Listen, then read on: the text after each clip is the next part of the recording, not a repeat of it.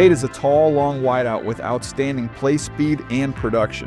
Has anyone even came to you with the thought of playing guard? And if so, would you be open to playing guard? 2 weeks until the NFL draft, and that lull that is the NFL offseason continues, and plenty of mock drafts are speculating where each player is going to go, what teams they're going to go to, but I just don't have the knowledge to do that right now. Instead, I'm going to talk about each of the players going in the first round as much as I can because we have the 2 weeks left, like it's an episode of The Bachelor, and I'll leave the fighting to you guys. You guys are just acting like really old, worn-out looking high school kids. We have players 1 through 10 in 2 separate videos. Check that out. But now we got 11 through 15, and I'm your host, Trenton Hill, and you just might be watching Hill Time Sports. Let's go!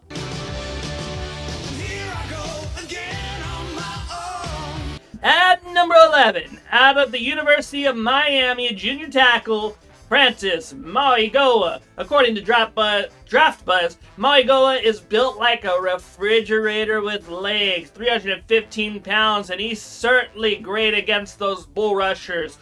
And you may not know this, but hand technique is extremely important when playing tackle or any position on the offensive line, and he's got great hand technique. Give me your other hand. Oh, my other hand isn't strong enough. What more could you want from a prospect who can run 20 miles an hour? But just like every other player, I gotta tell you the downside. He doesn't have elite lateral quickness, which could be a problem against those speedy rushers. And when he is tired, he tends to lift his pads up instead of keeping them down because everyone knows low man wins. But at number 12, we got the player out of Ohio State, and this position group is a little top-heavy going into the draft. Wide receiver, Carnell Tate. Missed 3 games last season, but finished with 51 catches, 875 yards, and 9 touchdowns. Ran a 4.5 at the combine and comps closely to JSN, some say. He high points the ball very well and has long arms to rip the ball away from the defenders. His strong fingers mean he is going to hang on to the ball. He will run in traffic and will take those hits.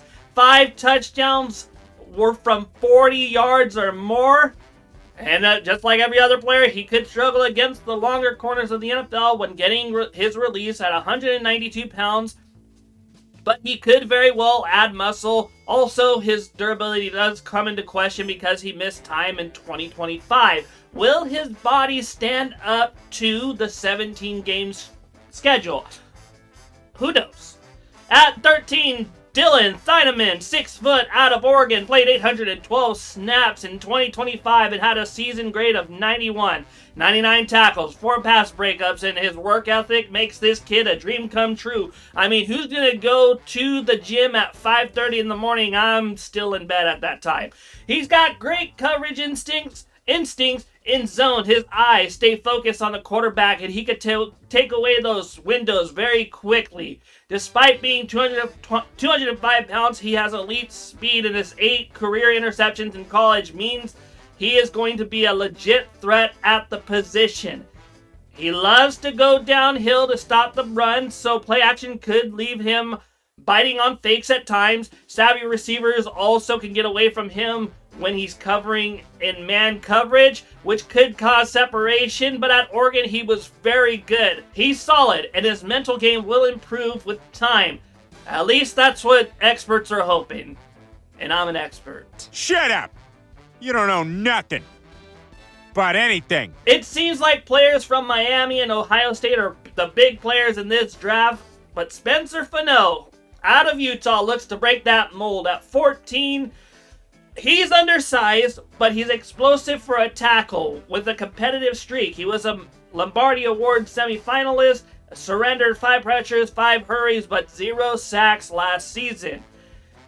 Some say he moves like a tight end in a tackle's body with exceptional lateral agility. He's got great balance and refined his kick slide, which Jason Peters used to do to get some leverage on defensive ends. His 32-inch arms, though, are a problem, at least according to the experts, not named me.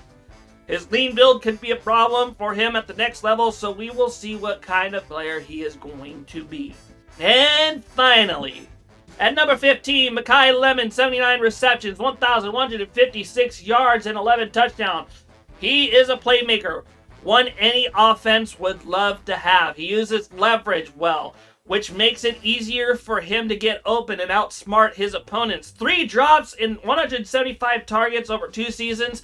That is insane for a young receiver. 10 of 15 on contested balls, and can track the ball in the air with the best in college football. To be a great player, though, he's going to have a quicker first step.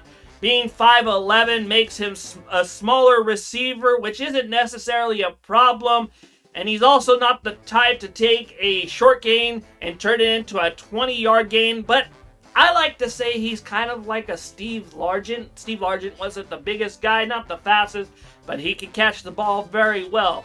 But what do you guys think? Who is the best player in the first round? Let me know in the comments. I'll see you in the next video. Adios, c'est la vie, stay blessed. Boom.